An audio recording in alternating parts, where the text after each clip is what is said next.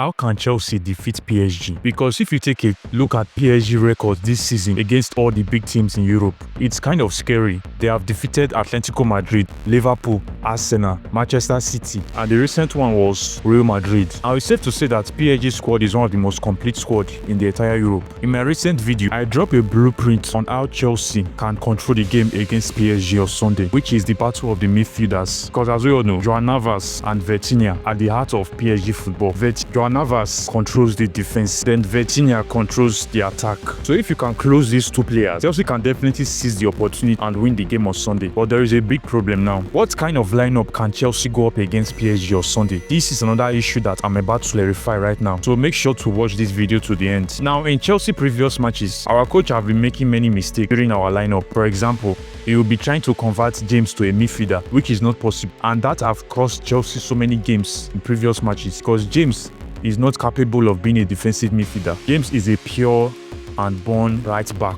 Now, this is the lineup Enzo Maresca should use if he really wants to defeat PSG and win the cup. Now, first of all, the error in this information is Robert Sanchez. Now, we all know that Enzo Maresca won't use our second choice goalkeeper. There is no good option in the squad anyways. So Sanchez will have to start. But the problem is, can Sanchez handle pressure? Can he distribute a good pass to our players?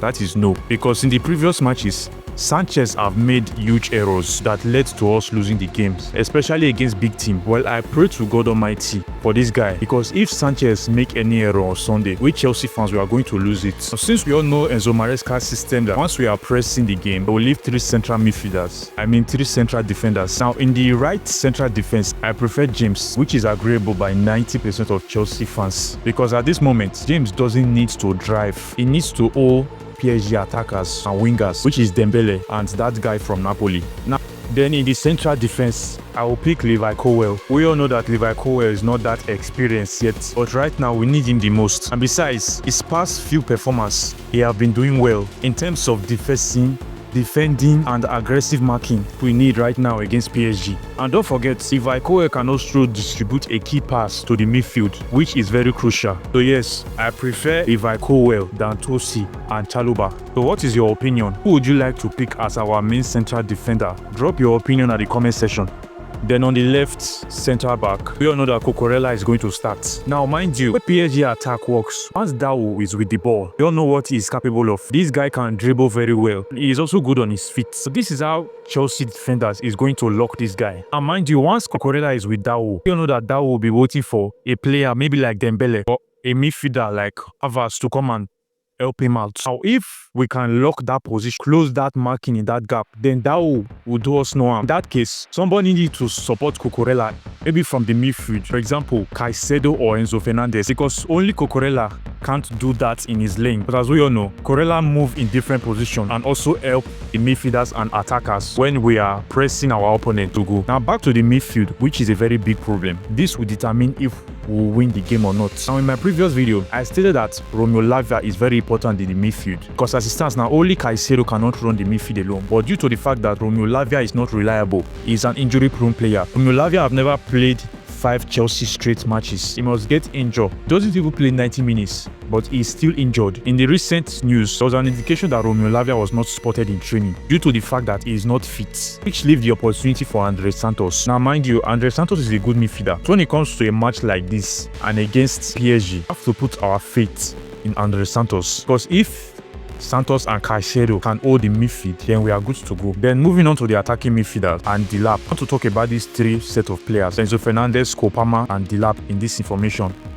Why these three are crucial in our attack. Now let's take a look at Delap. I know that João Pedro have lived up to his expectation his previous 2 matches, and 90% of Chelsea fans will prefer João Pedro than Delap. Now here is where you are getting it wrong. This is PSG we are playing up against. Their defense is solid. Their defense have power. Their defense have experience. Their defense doesn't face pressure. Now how can Chelsea shake their defense? The key is Delap. Now if you watch Delap games in Ipswich and Chelsea previous matches, you will see that Delap always love bullying defenders. In fact, Delap bullies defenders for fun. If you observe Delap build up play, once the midfielder pass the ball to Delap will start running like Jackson that have no direction. Delap will hold the ball and wait for his opponent, which is his opponent defender to come and tackle him with the ball. And Delap has the strength to hold down 2 defenders, not just hold down, he had the strength to hold the ball and guide the 2 defenders, which will leave space for Enzo Fernandez and Cole Palmer to do their work. I hope you're understanding me. Now, who are PSG 2 centre-back? PSG 2 centre-back is Marquinhos, Lucas Berardo, which is a substitute player, to the fact that PSG starting 11 centre-back receive a red card in their last 2 matches. If Delap can hold Marquinhos and Lucas, then that will give Opama a free space to do some damage. That can also create a chance for Enzo Fernandez to distribute his key passes. Now, Joao Pedro is also crucial in this match. In fact, for it to halt PSG attack, Joao Pedro and Delap needs to start. Because if we bench one and start one, we're going to struggle in attack. We can't bench and start Pedro. We can't bench Pedro and start Delap. These 2 players must start. Now, mind you, Joao Pedro can play as a number 10. Joao Pedro can play as a number 10. And Joao Pedro can also play as a left winger. And Chelsea's fan, let me ask you, Joao Pedro's second goal, how did he score his second goal? Where did he score his second goal? Which position did he score his second goal from? From the left wing. In fact, there is a fact that we all need to know. Joao Pedro is a better left winger than Nicolas Jackson. There is no need to argue that. Do your research at our previous match. Joao Pedro has the experience left wing. He is skillful. He can dribble. Knows the right time to pass. Knows the right time to shoot. When Joao Pedro is on the box, he is dangerous and unpredictable, which happened against Fluminense. His 2 goals were unexpected. In fact, nobody thought that Joao Pedro could score those 2 goals just like that. Now, moving on, you all know that Pedro Neto is going to be handling the right wing, but Neto's problem is, can he overcome Nuno Mendes? But let's be sincere and be honest, don't think Pedro Neto can overcome Nuno Mendes. But if we can control the midfield, Nuno Mendes cannot even have time to hold down Neto, because once Chelsea are in control over the midfield, PSG won't have the time to focus on one player. Because if they focus on holding Cole Palmer, then they are giving Delap a free chance to do some damage. If they hold Delap, then they are giving Joao Pedro a free chance to do damage. If they hold Joao Pedro, then they are leaving Enzo Fernandez free. So that will be very difficult for PSG. That's why I said in my previous video, the key to Chelsea winning PSG is by controlling the midfield. So Chelsea fans, what's your thought on this information? Drop your opinion at the comment section, and if you like this video, make sure to subscribe to my YouTube channel and watch out for my next video. See you on my next video, guys.